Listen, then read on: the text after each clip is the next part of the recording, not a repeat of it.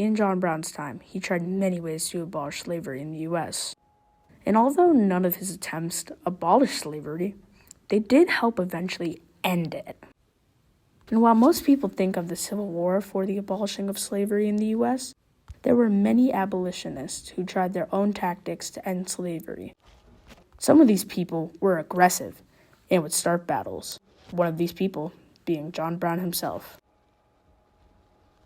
In his early life, however, he was deeply religious and grew up with a family who did not like the idea of slaves. In his 20s to 30s, he was not good at keeping money efficiently. This soon became a big problem once he got to his 40s because his money was crumbling into nothing and he had to file for bankruptcy. This meant that he had to turn to a better option that doesn't cost a lot of money or any money at all. And since he grew up disliking slavery, he decided to become an abolitionist.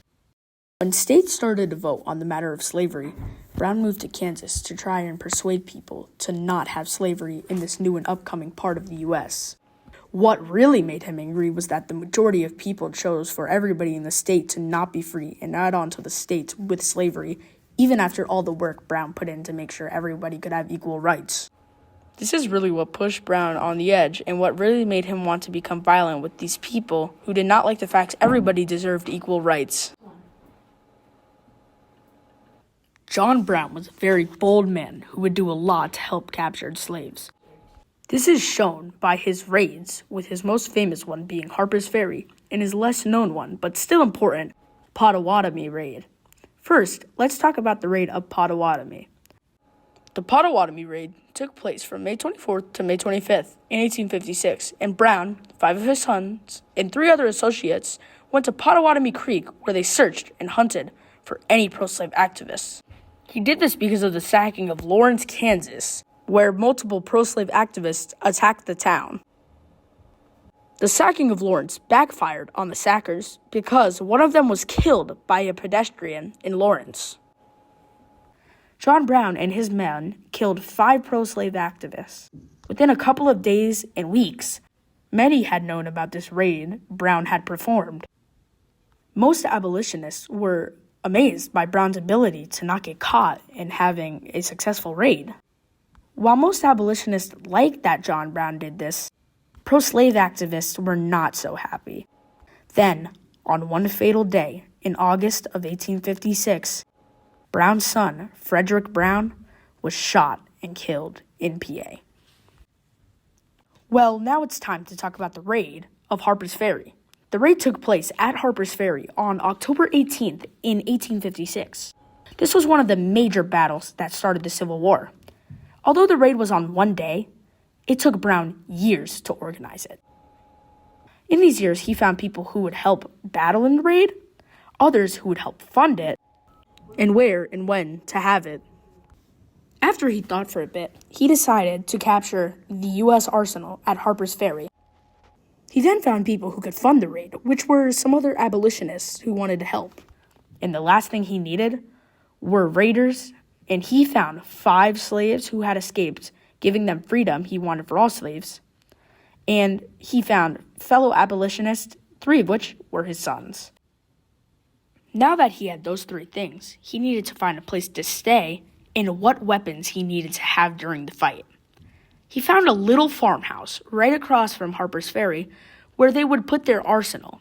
So, on October 16th, 1859, they made their way into the farmhouse at night with all their weapons. They camped there for the next 2 days and would only move at night. On October 17th, 1859, they stayed at the farmhouse, going over the plan again and again.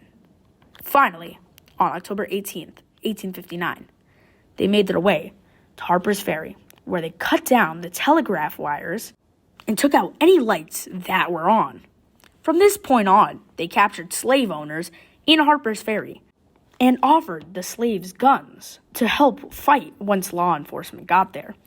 But no slave wanted to use the weapons, scared that they could be tortured for turning on their owners. Although he captured most of the slave owners, he killed 5 of them with swords and knives. Once he got most of the slave owners, he brought them all down into the engine house of Harper's Ferry and kept them lined up on the wall. He stayed there for a while until the Southern Marines, led by Robert E. Lee, broke down the doors and shot all of the raiders. Later on in November, Brown went on trial and was found guilty for murder and treason and was sentenced to be hanged.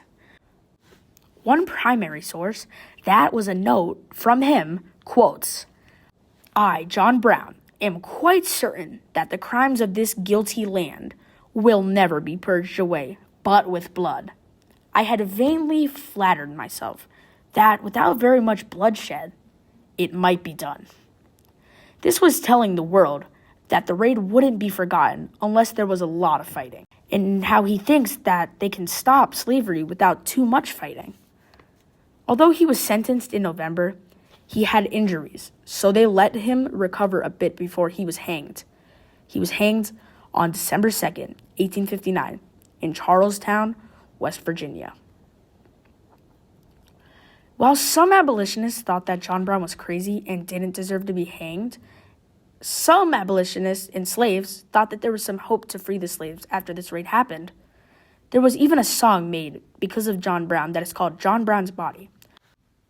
This song talks about his legacy going on and that he won't be forgotten.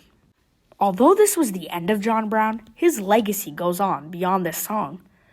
Because although his raids weren't successful, they still gave slaves hope that they could rebel, made them feel like they had people on their side, people who actually wanted to help them.